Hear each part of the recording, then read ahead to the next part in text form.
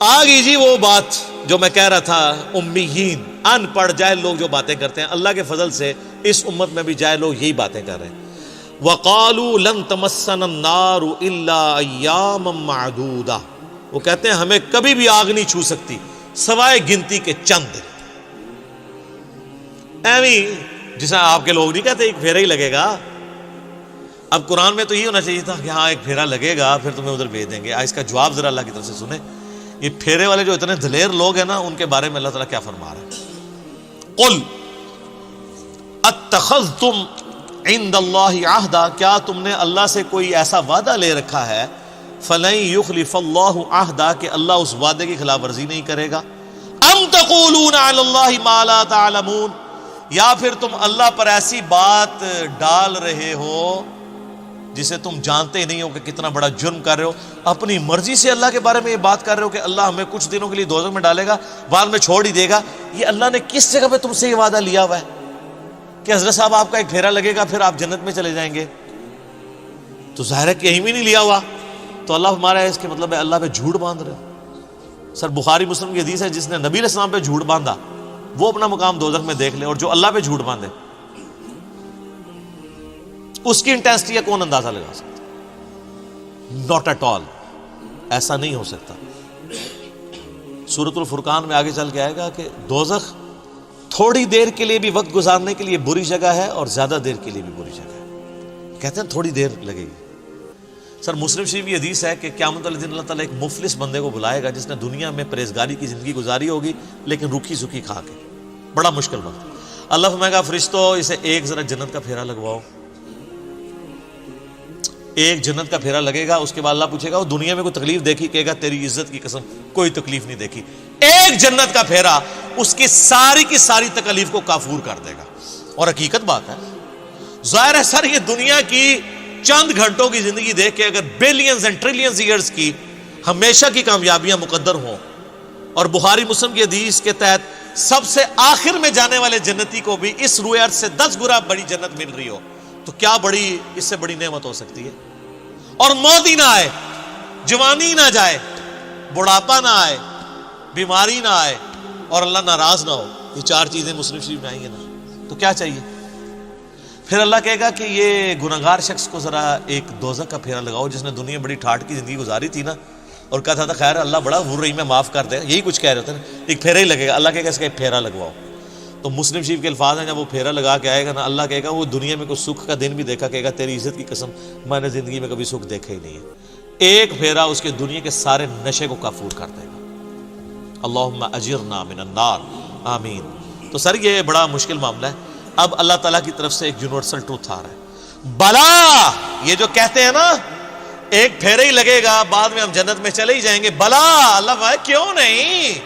من کسب سیئۃ، جس نے ایک گناہ بھی کیا، وَأَحَاطَتْ بِهِ خَطِيئَتُهُ، اور وہ گناہ اس لیول کا ہوا کہ پورے کا پورا اس گناہ میں وہ گھیر گیا، اوڑھنا بچھونا اس نے وہ برائی بنائی رکھی، فَأُولَئِكَ أَصْحَابُ النَّارِ، تو وہ جائے گا دوزخ میں، ہم فیہا خالدون، اور رہے گا ہمیشہ ہمیشہ۔ یہ سر کتابوں کا خدا ہے، کتابوں کا خدا بڑا ڈاڈا ہے بھائی۔ بابوں کا خدا تو ایک بوڑھی نانی اماں اس نے بنائی ہوئی ہے انہوں نے، اللہ یہ ہے۔ اب اللہ تعالیٰ نے جواب ترکی بترکی جواب دیا، کیوں نہیں؟ ایک پھیرا لگے گا، اوہ جس نے ایک گناہ بھی کمایا اور اس گناہ نے اس کا احاطہ کر لیا۔ تو میرا خیال ہے اس ایک گناہ کا اگر ہم ذکر کریں، اور وہ سب سے بڑا گناہ آلموسٹ 90% زیادہ مسلمانوں میں موجود ہے، نماز چھوڑنا۔ صحیح مسلم میں حدیث ہے 246 انٹرنیشنل نمبر کے مطابق، بندے کے کفر اور ایمان کے درمیان فرق نماز ہے۔ سورہ روم کے اندر آیا وَأَقِيمُوا الصَّلَاةَ وَلَا تَكُونُوا مِنَ الْمُشْرِكِينَ، نماز قائم رکھو، دیکھنا مشرکوں میں سے نہ ہو جانا۔ اس سے بڑا کوئی گناہ روئے عرض کا نہیں ہے شرک کے بعد نماز کو چھوڑنا۔ تو یہ ایک گناہ کا بھی جس نے احاطہ کیا ہوا ہے، جس نے اپنے اوپر طاری کیا ہوا ہے۔ ابو داؤد ترمذی میں حدیث ہے جس نے ایک نماز بھی جان بوجھ کے چھوڑ دی گویا اس نے کفر کیا۔ ترمذی میں ایک تابعی کا قول ہے کہ میں نے صحابہ کو پایا ہے اس حال میں کہ وہ نماز چھوڑنے کے علاوہ کسی چیز کو کفر خیال نہیں کرتے تھے، بے نمازی کو وہ کافر ہی سمجھتے تھے۔ ہاں پاکستان کے ساتھی کارڈ مسلمان آپ لکھ لیں، امیر المومنین لکھ لیں بے شک ساتھ، جو مرضی لکھتے رہیں اس کو، اللہ کا قانون علیحدہ ہے، وہ ڈیفرنٹ ہے۔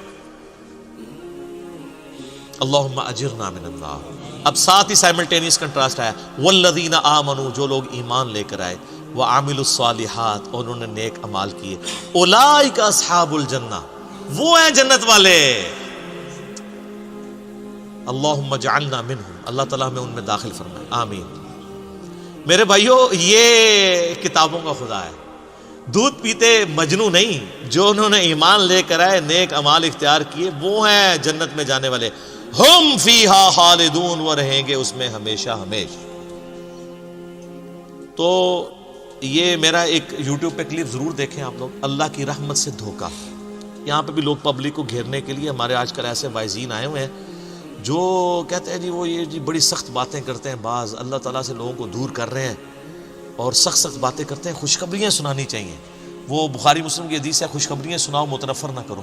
وہ خوشخبری کیا، بخاری مسلم جو حدیث ہے وہ صحابہ کرام کو حضور نے یہ کہا تھا کہ خوشخبری یہ سناؤ کہ نماز پڑھنے کی کوئی ضرورت نہیں ہے، جو بھی ہے تیرے محبوب کی امت سے؟ نہیں، وہ فرائض کے لیے نہیں ہے، وہ چھوٹی چھوٹی جو نفلی عبادات ہیں ان پہ نکیر نہ کرو۔ وہ جی بخاری مسلم میں حدیث ہے، ایک صحابی نے لمبی نماز پڑھا دی، حضور نے اس کو ڈانٹا، کہا تو لوگوں کو متنفر کر رہا ہے۔ وہ سر اس نے سورہ بقرہ آل عمران پڑھ دی تھی، آپ پوری زندگی یہ کام نہیں کر سکتے، 6.5 پارے پڑھ دیے تھے۔ نبی علیہ السلام کی جو عام ایوریج نماز ہے نا سر، وہ آدھے گھنٹے کی ہوتی تھی،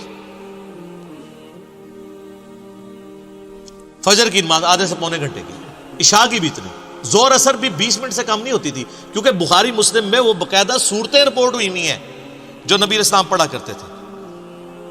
تو آپ ذرا اس سے کیلکولیشن کر لیں۔ سنن نسائی میں حدیث ہے، ہم صحابہ کرام کے نبی علیہ السلام کے پیچھے 10 تسبیحات شمار کیا کرتے تھے رکوع اور سجدے میں۔